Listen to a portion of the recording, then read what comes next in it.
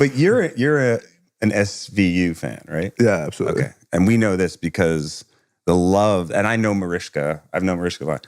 The love that Mariska Hargitay gets from you post-game is the envy of every other Knicks fan, Knicks celebrity fan. She gets a hug after a loss.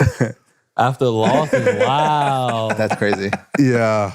She's like the only one. Yeah. Yeah. I every other not say hi. Every other Knicks celebrity fan is like, Is you grew up watching? What's the deal? I grew up like I've seen you not hug your wife after some losses. That's a lie.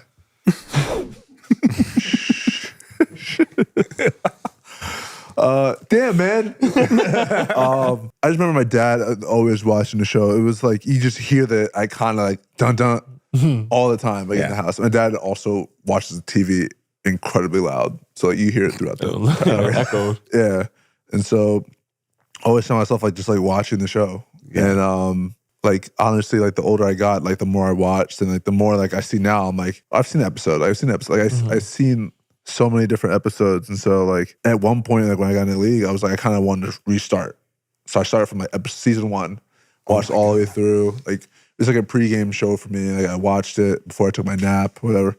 That's when I was in Dallas. Like, being in New York, I kind of want a time constraint, so I kind of have to like get my nap in. So you watch it before. Like before naps? Yeah, like if I'm chilling, like I'm doing like the boots. I don't have my heart rate going. Yeah, nah, it's not even that. I'm just like I gotta finish the show though. Yeah, you have to. Yeah, I can't. You don't finish the show. Yeah, you don't finish the show. That's serial killer. This is coming from the man. I got the guy who jumps around and watches different clips of movies in one sitting. Yeah, yeah, I know, but that's repulsive. Actually, no, hold on. Have you told? Wait, before you continue, I'm gonna finish with this. Before you continue, I'm gonna finish with this. I've always loved that show, and then the first time, like I've never been like super like starstruck. Super starstruck. I saw her, I was like, oh shit. So and then the first time we met, it was awesome. We talked and everything, and then like I knew that like he's there all the time. I know he's coming to there. I expect to see him there all the time. This is her first or second game this year. So I'm not gonna see her for a long time, so I'm just gonna say hi and go. I guess I got to come to less games. Yeah, I guess so. Make him appreciate you more, you know. Hey, but you're here. Yeah. You're here. You're here. I'm here. Right. Exactly. Right.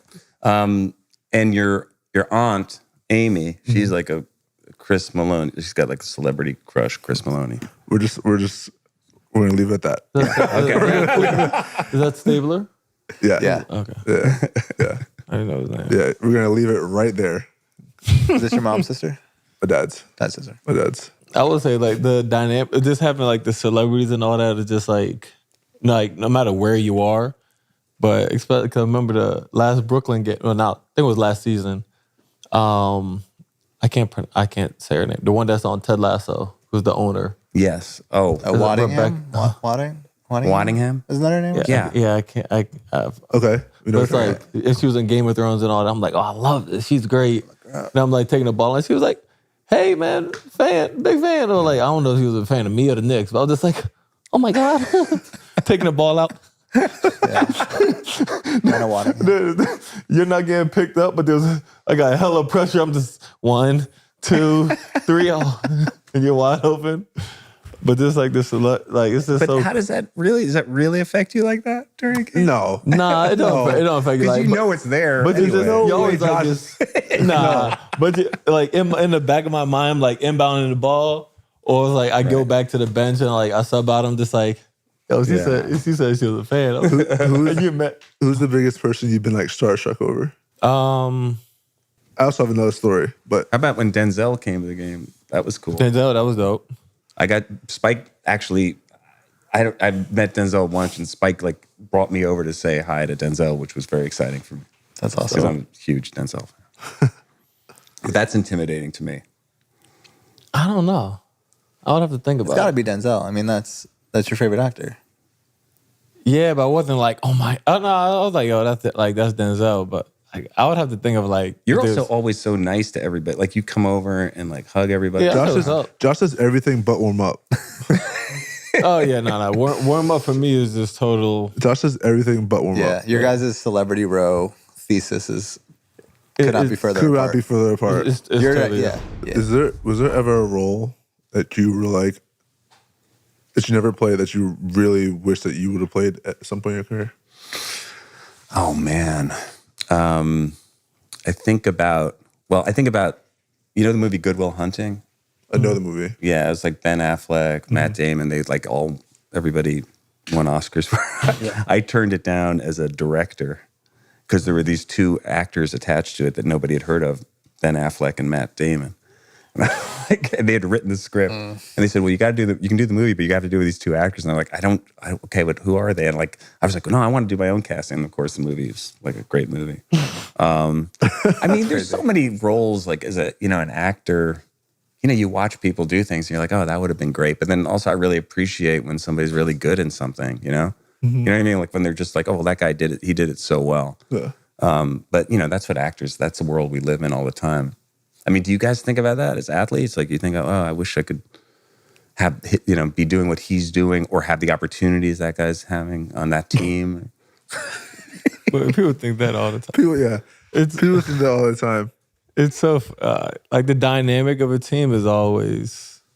I would say, like early in my career, I try my best to never like compare myself to like my peers, like to like Josh or Mikhail or like Dante or like anyone who I like really like grew up with in the gym, and then like because like you want to like those are your guys, but you're like you want to compete, like you want to be on the same level, like seeing like Mikhail like becoming a starter like that, and I'm like that's like tough to watch in my position when I was younger, and then like seeing Dante being a starter and being on a championship team, I'm like this is like tough, and then like seeing like Amari like getting drafted over me, like that's all like tough. Knowing that I did everything I possibly could to like put myself in the best position, right, and then still kind of be like overlooked. I'm like, it's tough to see, but people say then that becomes fuel or whatever. Yeah, but it wasn't like fuel because they're also like my guys. I'm not, like,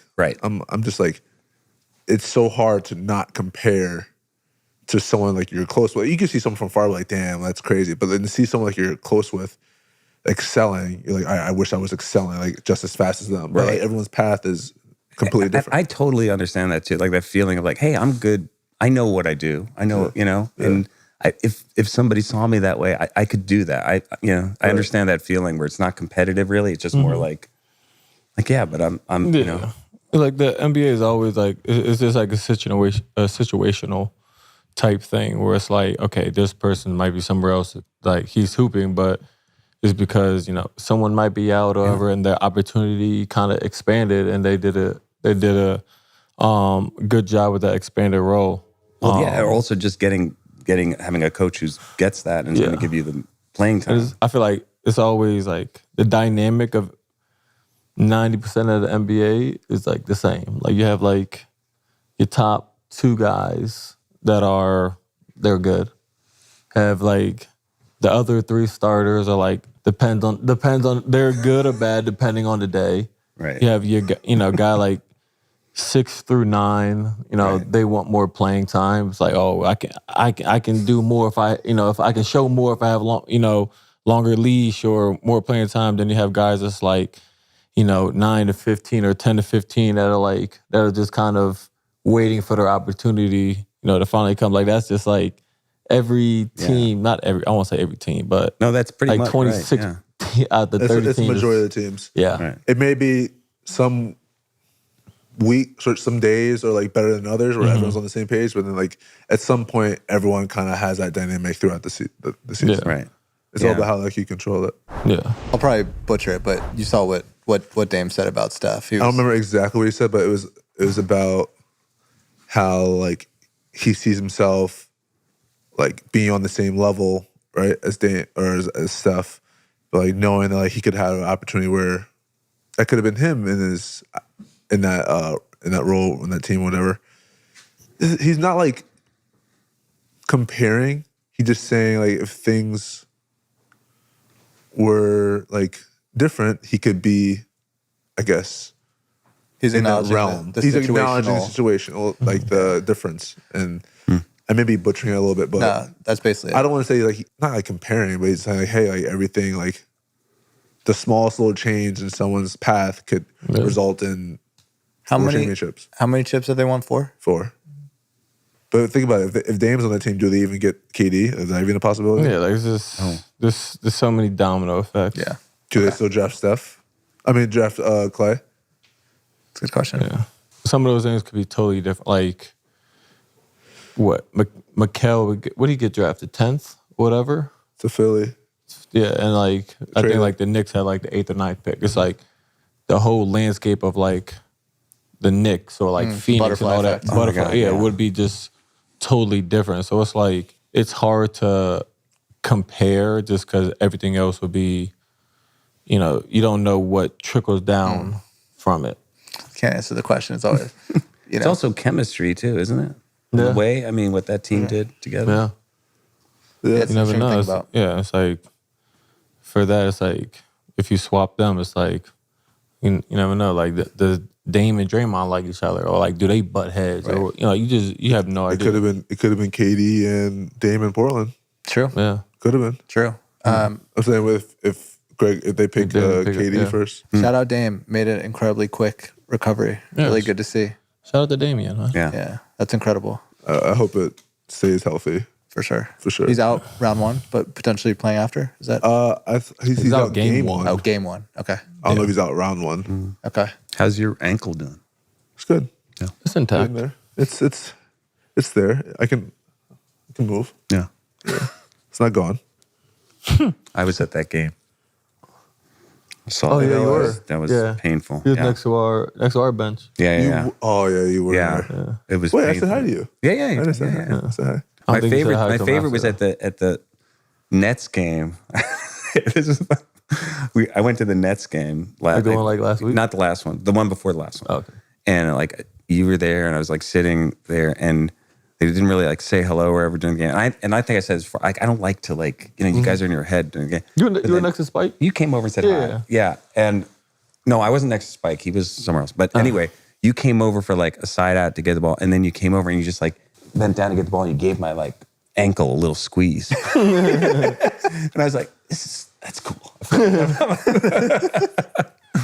I say hi. See, yeah, I say hi. Yeah. An ankle squeeze. Yeah, an ankle squeeze is a Make it subtle. I definitely. All right. I'm a counter. I don't know if I squeeze his ankle. You're Maybe a it's a little serial ankle tap. squeeze. Yeah, a little tap. A little tap. Okay. There's no way I went down there and said.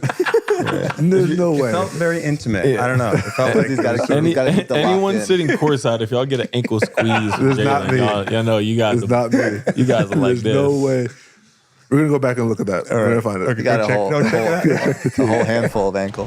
Whether it's in the weight room, watching film, or repping new moves in the lab, what are some of your favorite ways to elevate your game on the court? Probably just watching film and just kind of seeing what what ways you can be effective and what areas are going to be effective, and different coverages and stuff like that. So, You agree with that? Is that how he elevates his game? I don't know how he elevates this game, but for me, obviously weight room, watching film, all the other stuff. But I feel like the more confident you are, the more instinctual you'll play. That comes from like your work ethic. So I feel like when I know I'm working hard every day and I feel like I'm in a rhythm, I know like I feel good. So I think that's how I stay. That's how I elevate my game. And if the rooks come to you and they're like, "Hey, I want some tips for how I can elevate my game," like what are some tips that you'd give a person in the first or second year in the league if they want to stay there? You have to be the type of person they have to tell you to leave the gym. They have to tell you not to come work out. Like there are going to be times where they have blackout days or no one's allowed in the gym. Like you rather them say, "Hey, like you can't be here today," versus, "Yo, like where have you been?" Yeah. I think having that mindset of just overworking yourself, right, until you're in the position where you can take a day off or two. I feel like that's how I got confident in myself. That's how I knew I was ready when I was thrown into the fire. I feel like that worked for me. It may not work for everybody, but I feel like that worked for me. I would just tell my experience. I'll probably say figure out what your role or what your niche would be in the league, and do that to the best of your ability. When you watch a film, you look for kind of like the areas where you can be effective, where you get shots or what coverages they're running offensively and then defensively, and then your matchup and the way that they're